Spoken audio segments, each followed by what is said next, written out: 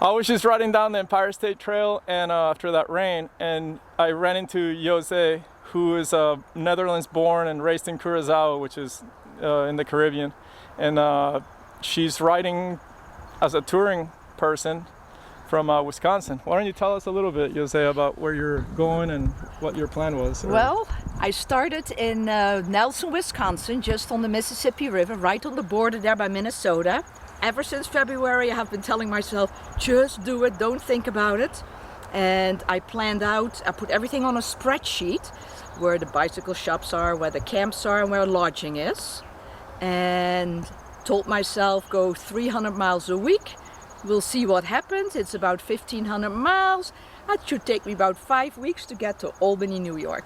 Wow, that's so cool. It is super. It has been phenomenal. You don't just want to only ride. You're touring. So it's got to be fun to do that. Yes. And so I basically look at night and then I say, okay, this is the plan. Do I have a plan B and a plan C? Because not everything might go perfect. And then you hope for the best. Have a great and safe ride. You too. Thank you. It's bye-bye. so great to meet you. Bye-bye. Same here. Bye-bye. We'll see you. If that doesn't make your day like it did mine, I don't know. That was insane. She was such a sweetheart. Oh man. Wow. Let's go. Let's keep riding. Let's see what else we run into. After about an hour waiting under an Interstate 90 underpass on the western end of the town of Fort Plain, I continue westward on the Canalway Trail section of the Empire State Trail, where I met Jose and scared the life out of a stray hen. More rain.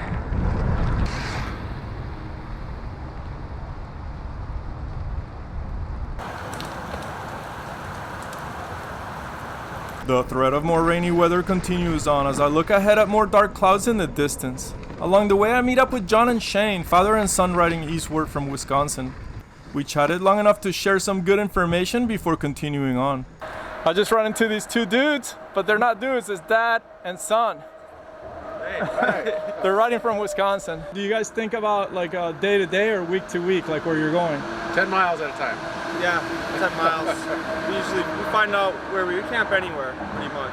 Yeah? Yeah, we'll go on. You're still camping? Yeah. We did warm showers also. Yeah, we'll do that too. Also. And we came, a guy just said, hey, you want to come into my yard? We were standing around looking, trying to think of where to go. Yeah, it just seems to work out. Yeah. That's pretty cool. Today we're at the lock. We're trying to. So how many miles do you do a day? 60. About 60. 60, Yep. That's a sweet number. It's nice meeting you guys. Nice Good luck. meeting you too. Drive safe.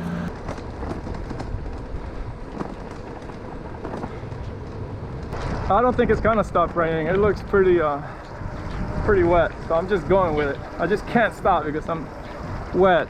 This jacket's like a windproof jacket, not a rain jacket, and now that I'm wet, I don't really want to pull out my real rain jacket. I'm just gonna stay warm inside here and keep riding, unless I see otherwise. It rained on me for over 5 hours. My clothes were totally soaked, but I was able to maintain my body temperature. I chose not to put on a rain jacket as I was already wet, and if I had, it would have made me warmer than I needed to be. This rain won't stop. This is it, another 14 miles to do a almost 70-mile day. 67, 68 miles. Utica. I'm just letting it rain on me. I guess at this point, you gotta just embrace it. It's just pouring and it's not gonna stop. It's dark ahead of me. Less than 10 miles. Woo! Deciding what to wear during these scenarios can be quite the process, and it takes a creative mindset most times. I find that the most important step is to have self-awareness of your body's needs and not hesitate to stop as often as possible to make changes in hopes of finding the most adequate option.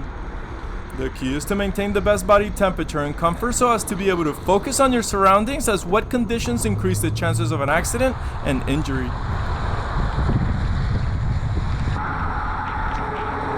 This day doesn't want to end. I'm almost there though, a mile. I found a hotel I could stay at for less than $100. Pretty good.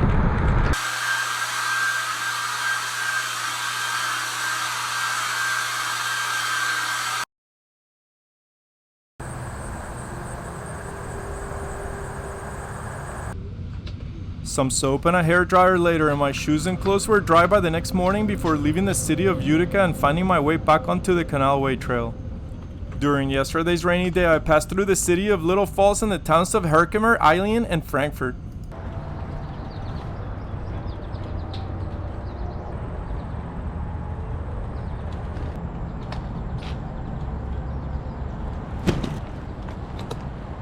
Having dry clothes provides me with a boost of energy and the feeling of a fresh start to this day. By now I'm getting the drift of this Erie Canal experience on my two wheels. As I head more westward, the locks become more picturesque and one can see that they have been well renovated and maintained and are clearly fully functional. Day 8. I'm back on the trail. That was a rough day yesterday. Half the day was raining on me. But with the help of a hairdryer, I washed all my clothes and dried everything, even my shoes, so they're pretty clean. And I'm just cruising on down. Let's see what today brings. Ahead of me is lock 20 of 35 locks along the Erie Canal. Originally known as Clinton's Ditch, the Erie Canal had 83 locks in total. These locks have allowed for the passage of barges and boats used for transporting goods and people to and from the Hudson River to the east and the Niagara River to the west on the eastern end of Lake Erie.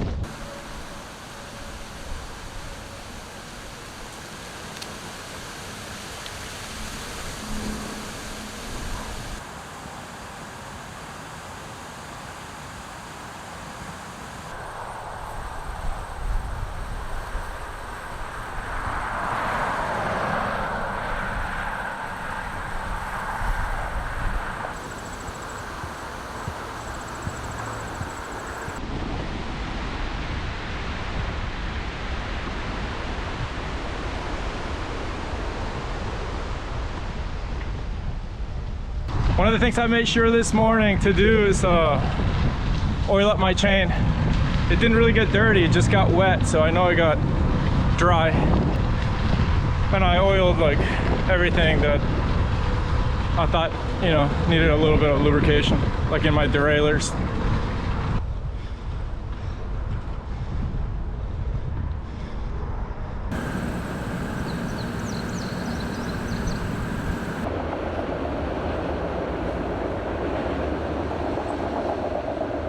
It's an easy task to ride yourself into a meditative state on these rail trails. There are seemingly endless uninterrupted miles to pedal across.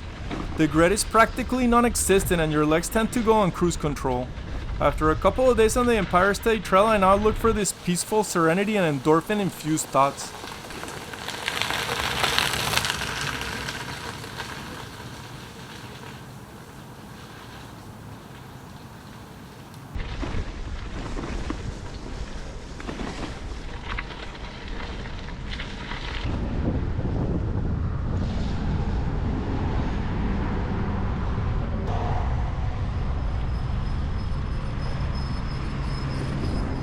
Next city on my path is Rome, and once I reach it, I cruise past it without stopping. The cushy and relaxed nature of riding on the trail has caught up to me. All I want to do is be off the traffic and ride with ease while enjoying the spectacular trail and all the Erie Canal has to offer. Another added incentive to be on the trail is that it's partially blocking a headwind that slows me down when I'm off of it. I ride through Bellamy Harbor Park where I almost ran over some ducks, but thankfully they scooted out of my way before meeting up with my front wheel.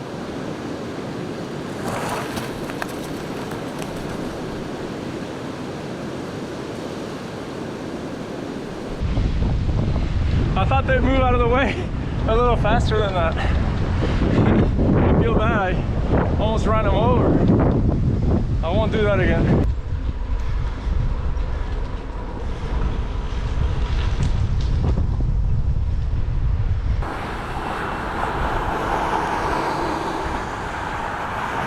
Serious headwind coming through Rome.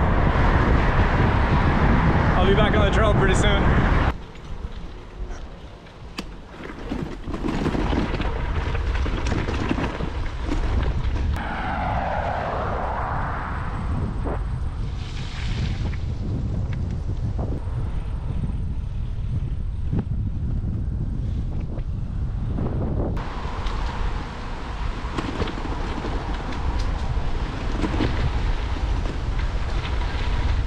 It's crazy how 1 minute you're like in a little city like Rome, full of cars and craziness, and like 2 seconds later you're in like the most deep forested area with a beautiful bicycle trail. This is a notable fact about bicycle touring. There is such an inherent diversity in terrain one can ride on. It's one of the greatest draws for me and my love of riding a bicycle across long distances, as it's a rare day that I don't experience this diverse nature.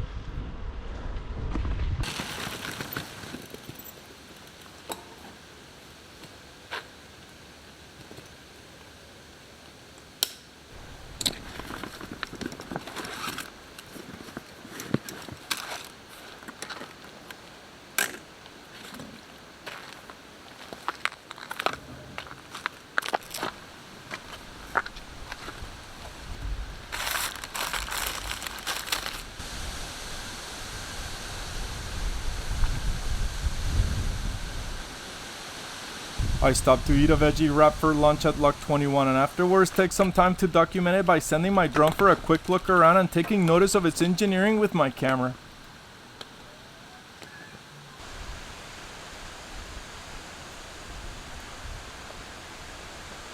The lock and dam is a Leonardo da Vinci invention dating back to the 15th century. It was originally called a miter lock and it has become widely used around the world to present day.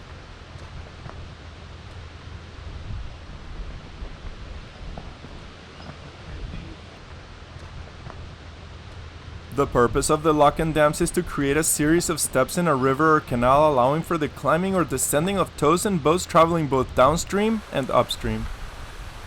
This control of water flow by the lock and dams manages each section so as to keep functional water depths throughout the length of the waterway. During the 1900s, the Erie Canal allowed for the first westward movement of settlers heading west of the Appalachian Mountains and made New York the most powerful commercial city in the United States. One of the perks of these rail trails is the wonderful people you meet who love to bicycle as well. The Empire State Trail allowed me to meet up with so many happy riders of all sorts. I just ran into the cutest family in the world. It's Fernando, Anna, Sarah, and Isabel. And it's like mom, dad, and the two daughters, 15 and 17. I didn't ask the parents' age. But they're coming from Portland, Oregon, and they're going to Boston, crossing the United States. So how long have you been on the road? Since June 1st. Too long. Are you guys enjoying this with mom and dad? Yeah. I mean, there are days where you'd rather be home, but overall it's been fun. Yeah? What about you, Isabel? I think it's really fun. The beginning was hard, but now every day's been better, I think. Do you guys actually pedal on the tandem, or do you let them do it? No, we do all of it. They don't pedal. Yeah, she doesn't pedal. I do all of it. What about camping? You like camping? Yeah, we haven't done much of it. We're camping tonight, but I like camping when there's like amenities, you know, a shower and a bathroom. It's nice when... Yeah, me too. Well, it's nice meeting you guys. I hope you have a safe rest of your trip. Thank you. Thank you. All right, take care, Diego. Bye-bye. Bye, Fernando. Bye. They left. I wish I was riding with them. That was like the sweetest family in the planet. That was exceptional. Oh, this Erie Canal bike path, the Empire State Trail. I've met so many cool people, families just enjoying the trail, and wow, that was definitely one of the coolest meetings that I've had on the Erie Canal path here.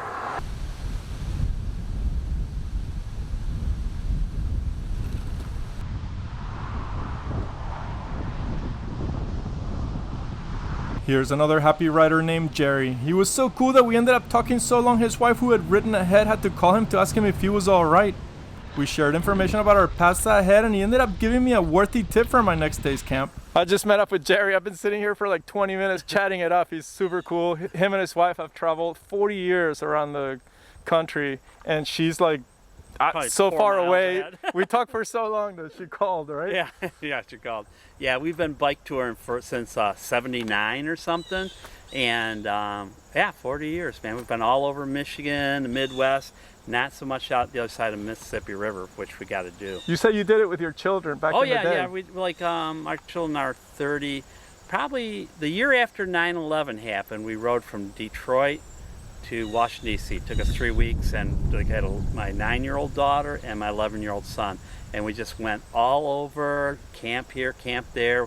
Went down the C&O Trail past Antietam, Harper's Ferry, end up in Washington D.C. How cool! We had a blast and a half, man. That's insane. Yeah. It's so nice meeting you, man. All right, so.